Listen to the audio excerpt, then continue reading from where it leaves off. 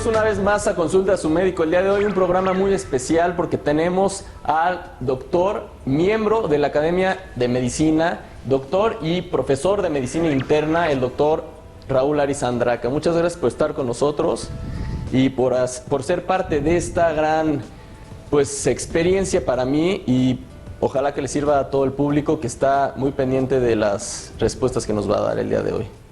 Gracias, Jorge, y yo te agradezco la invitación, pero además quisiera felicitarte a ti por el programa, porque creo que un programa como estos, en donde se informa a la sociedad de lo que son los padecimientos y de los graves problemas que tienen, es una manera mejor de enfrentar las enfermedades, ya que los sistemas de salud y los médicos no podemos solos si no tenemos esta información.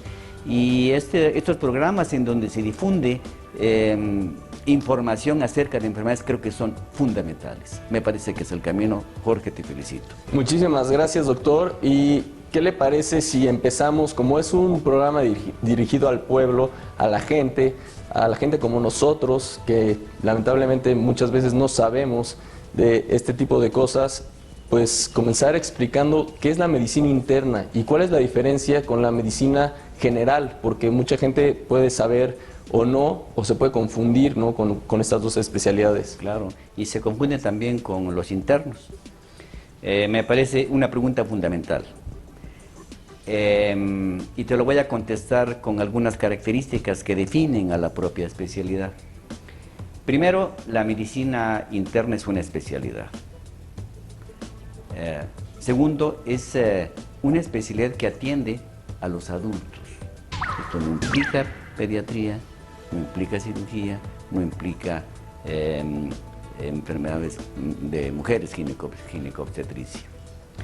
Pero tal vez la esencia o lo que caracteriza a la medicina interna es su integralidad y la forma de ver a los pacientes, porque los ve de manera integral, no los ve por órganos, los ve como seres humanos. Te pondría además algunos otros ejemplos. Los internistas atendemos a enfermos sin diagnósticos, a enfermos que tienen varias enfermedades y jerarquizamos cuál es la más importante, o bien a padecimientos que tienen múltiples manifestaciones, como podría ser, por ejemplo, la diabetes mellitus, que puede afectar al riñón, a los nervios periféricos, subir la presión arterial, además de las manifestaciones propias de la glucosa.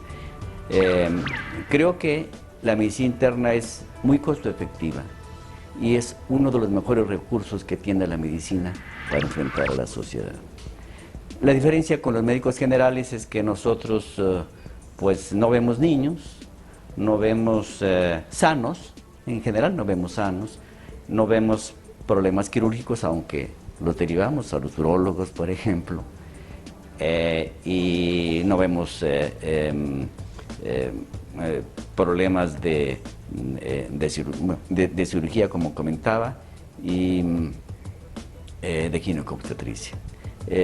Creo que, insisto, la característica principal del internista es su esencia y su integralidad, de ver a los pacientes como una sola enfermedad y además verlos como seres humanos, que incluye el aspecto psicológico. Gracias por la pregunta, creo que es muy importante. Y creo que nos saca a muchos de dudas, porque tal vez cuando nos preguntan o le preguntan, doctor, qué es, pues muchas veces es difícil explicar y bueno, nosotros entender, pero ya con esta explicación ya podemos dar paso a la siguiente pregunta que nos manda la gente, que tiene mucho que ver con esta especialidad, que es ¿qué es la diabetes? ¿Y por qué la diabetes? Porque hay muchos tabús alrededor de la diabetes, muchos mitos, muchas cosas que si es hereditaria, que si nada más le da a los niños, que si da por un susto, muchas cosas que escuchamos por amigos, por familiares, y que realmente no sabemos. ¿Qué es la diabetes? Bueno, otra pregunta importante, Jorge. La diabetes es un problema muy serio de salud en México y en el mundo. Curiosamente, en México es uno de los países en donde más está creciendo y los sistemas de salud se encuentran rebasados por la atención a los pacientes con diabetes. Está saliendo muy costoso su atención.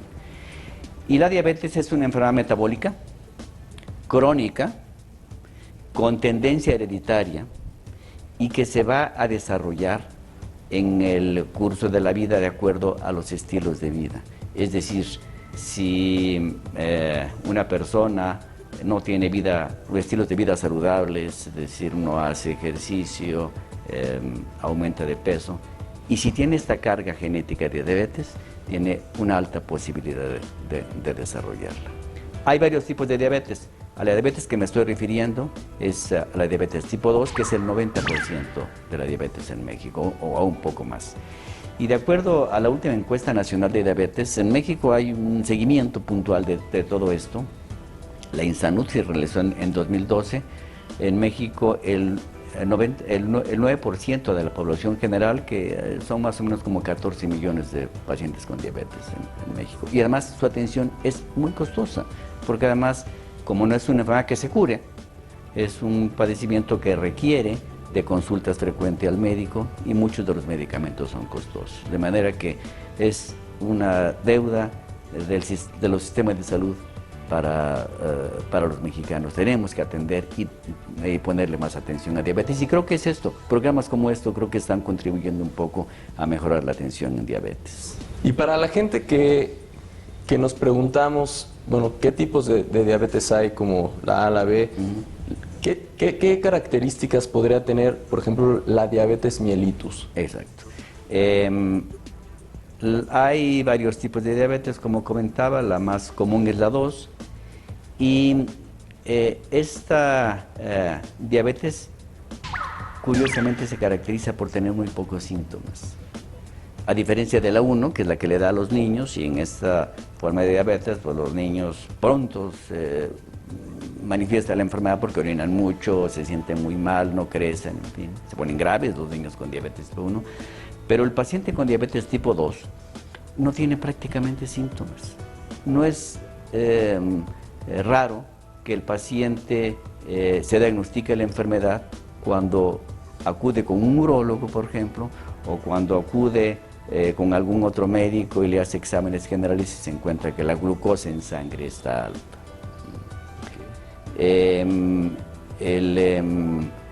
Eventualmente, cuando la diabetes la glucosa en sangre, que es por cierto la característica principal de la diabetes, cuando la glucosa en sangre está muy alta, el paciente refiere tener mucha sed, está orinando mucho y de manera abundante, y además está perdiendo peso. Estas tres características definen un descontrol agudo o glucosa muy alta en diabetes. Y el mito o realidad de el tema de comer o ingerir mucha azúcar, una persona sana, siempre dicen, bueno, no comas tanta azúcar porque te vas a volver diabético. ¿Eso es un mito, es una realidad? ¿Qué tiene que ver con todo esto? Sí, en realidad el tomar mucha azúcar no genera diabetes. Lo que sí genera diabetes es una ingesta calórica abundante, que podría ser pues todo lo que es comer en general, lo que son carnes, grasas, los propios carbohidratos, aumentar de peso, y eso es lo que genera la diabetes, no propiamente la ingesta de dulce. Entonces una persona con sobrepeso es más propensa Exacto. a generar esta enfermedad metabólica conocida como diabetes. Pues con eso damos paso a la segunda pregunta, que también es muy importante porque es una cosa muy común hoy en día en la población, que es la hipertensión. ¿Qué es la hipertensión y por qué la llamamos, o por qué le llaman los especialistas como usted una enfermedad silenciosa? Es otra pregunta también muy importante. Tienes buen tino para hacer preguntas, mi querido Jorge, porque la diabetes está vinculada a la hipertensión arterial y está vinculada a otro padecimiento o a otra entidad, que es la obesidad y grasas altas, y a todo este conjunto se le conoce como síndrome metabólico. Pero digamos, el vínculo con hipertensión es muy claro, de manera que cuando una persona con diabetes o una persona acude al médico y tiene diabetes, el médico está obligado, como todo médico, a tomarle la presión arterial y muy frecuentemente la va a encontrar alta. ¿Y qué es la hipertensión arterial? Bueno, conceptualmente hipertensión arterial es el aumento al que están sometidas las arterias, la presión que tienen las arterias, y tiene dos límites que se conocen como presión alta y la presión baja. También, al igual que la diabetes, es lo grave de estas dos enfermedades, que son muy comunes y no tienen síntomas. Habitualmente no da síntomas. Solo, al igual que la diabetes, cuando se descompensa. Es decir, es relativamente frecuente que se diagnostique acudiendo al médico, le toman la presión arterial, encuentran cifras altas y se diagnostica con esto hipertensión arterial, pero el mito que existe de que todas las personas que tienen hipertensión les duele la cabeza, tienen zumbidos de oídos, tienen visión de puntos luminosos, pues esto se presenta en un porcentaje muy bajo de los pacientes. O sea que seguramente muchos de los pacientes que acuden al médico pensando que tienen hipertensión, probablemente además de tener hipertensión, vayan acompañados de otras cosas que no tienen que ver, pero bueno, que son también un problema porque al ir acompañado de hipertensión lo hacen más grave, ¿no? Entonces agravan la situación y bueno, hay que dar tratamiento y todas esas cosas que bueno, que va a ser de lo que vamos a hablar ahorita que regresemos del corte, porque vamos a ir a un corte comercial. Lamentablemente pues tenemos que hacer esto y yo sé que son muchísimas las dudas que tiene el público, que tenemos nosotros, porque también pues hay cosas que no podemos entender y que necesitamos a alguien como usted. Y les pido otra vez, es una necesidad del ser humano acudir al médico. En este caso, acudan por favor si tienen tiempo y si lo necesitan al médico Raúl Ariza Andraca, que es médico internista. Vamos a un corte comercial y regresamos.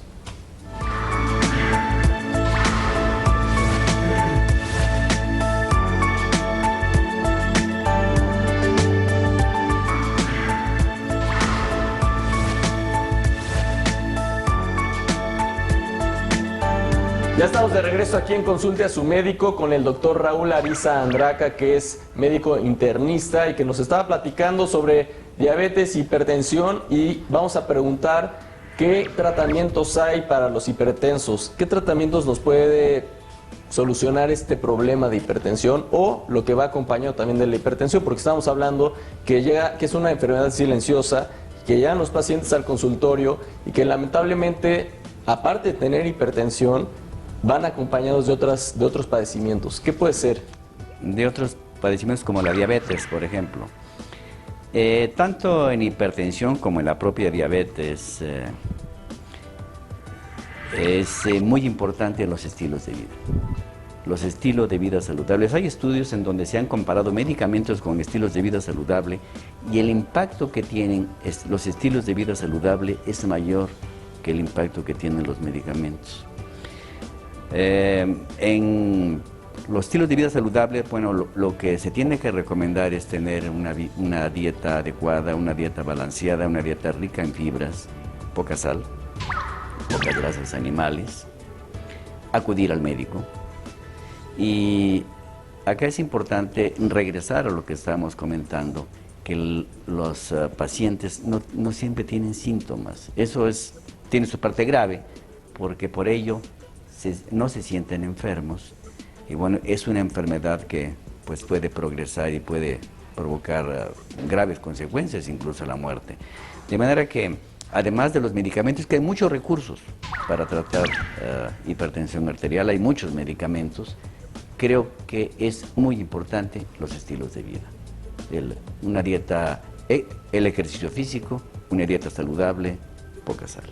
Sí, porque también la gente hoy en día pues tiene esta tendencia a no tomar medicamentos o a no saturarse de medicamentos, porque todo es chochos, pastillas, etcétera, y bueno, unos son para la cabeza, otros para el estómago, otros para etcétera. Y yo creo que es una cosa muy sensata, muy lógica, el tratar de llevar una vida, un estilo de vida más saludable en general, para tener que evitar el tomar este tipo de tratamientos, ¿no? Como son las pastillas y otros tipos como la quimioterapia o radioterapias en sus casos, pero todo deriva de ese estilo de vida, ¿no? Entonces yo creo que sería una cosa de tomar conciencia, de ver cómo es nuestra vida, qué cosas podemos cambiar y qué cosas se pueden evitar ahorita, que es la prevención, que es el momento indicado para prevenir todos estos padecimientos. Y que como nos pregunta la gente, en esta pregunta puede salir algo muy parecido, ¿no? Porque es algo que pasa en la vida cotidiana, en la vida diaria. Pero yo quisiera abundar un poco en el tratamiento. Es muy común que en la actualidad las personas consulten las redes electrónicas, se autodiagnostiquen y se inicien tratamientos. Y se automediquen, que es lo peor. Acá esta decisión la tiene que tomar el médico. Sí. De manera que, bueno, acá hay que tener muchísimo cuidado para pues no andar buscando productos milagros. La hipertensión y la diabetes no se curan, se controlan, que podría ser una forma de curación, y sobre todo evitar la automedicación, porque las consecuencias o efectos secundarios que pueden tener los medicamentos son muy graves y pueden poner en peligro la vida. Así es, que como, bueno, muchas veces, y en la mayoría de los programas lo he comentado, no estoy generalizando, pero muchas veces lo hacemos y me incluyo, porque pues es una herramienta tecnológica muy buena, el internet, que nos ayuda para muchas cosas, pero en estos casos a veces nos perjudica. Y el que la gente o algunas personas se metan, como estábamos comentando, a buscar sus síntomas, a encontrar un diagnóstico y que en el momento te den una probable solución al problema, que es la automedicación, porque es ir a la farmacia, comprar un medicamento, tomárselo sin consultar al médico, pues es algo que puede ser muy grave. Claro, y abundando otra vez, mi queridísimo Jorge, hace algunos años no era fácil el acceso a la información. Ahora el problema es seleccionar la información. Y además es una información equivocada. Por eso muchos grupos médicos, muchos grupos colegiados tienen sus propias páginas en donde pues hacen las propuestas y las recomendaciones pertinentes. No es infrecuente encontrar en estas redes electrónicas o en esta información electrónica medicamentos mágicos, curativos y sobre todo a veces costosos y peligrosos. De manera que si el que tiene que tomar la decisión, como bien lo has dicho, es el médico. Y un poquito también, ya hablando de este tema, una duda muy personal, ¿cuál es su opinión al respecto de los pacientes que llegan al consultorio que están tomando o que piensan tomar en algún momento tratamientos alternativos, medicamentos o tratamientos alternativos? Sí. La mayoría de estos medicamentos no están probados, la inmensa mayoría no está probado. Sin embargo, lo que es grave es que a la propia sociedad les gusta, y esto está ocurriendo en dos grupos sociales: en las gentes pobres, en los artistas, en los políticos y en las gentes muy ricas. Les gustan los tratamientos alternativos. De hecho, en los Estados Unidos hay pues toda una corriente de estos tratamientos alternativos, y en las escuelas de medicina han entendido lo que es esto, y ahora hay cierta información y se les está llamando medicina complementaria, que no es lo mismo que alternativo, porque no es una alternativa al tratamiento, sino es un complemento, porque les gusta a los pacientes para la enfermedad que tengan, siempre y cuando consulten al médico, el médico pues dé el visto bueno que no es un medicamento peligroso y que no tenga falsas expectativas. ¿Y cuál ha sido la experiencia de pacientes que han tomado tratamientos alternativos teniendo enfermedades metabólicas como lo que platicábamos, diabetes o hipertensión? ¿Cuál ha sido el resultado? Personalmente yo tengo graves y muy malas experiencias de pacientes que han abandonado el tratamiento médico y que se han ido a tratamientos alternativos, y te voy a citar uno de ellos. Pacientes con insuficiencia renal y con insuficiencia cardíaca, en los cuales está pues muy limitado la ingesta de agua y de sal. Fueron hace algunos años a a Querétaro, a un lugar donde hay agua, el agua de, no me acuerdo cómo se llama este lugar, Tlaxcuaque, creo que ahí, empezaron a tomar esta agua y el agua está súper contraindicada.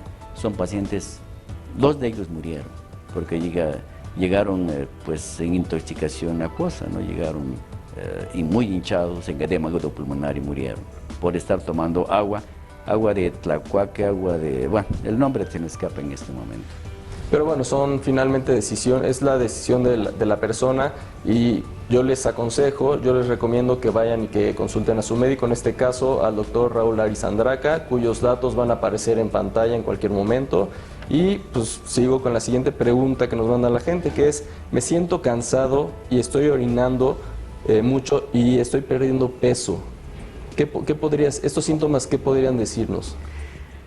Estos son síntomas muy comunes en diabetes. Lo comparten a otras enfermedades también.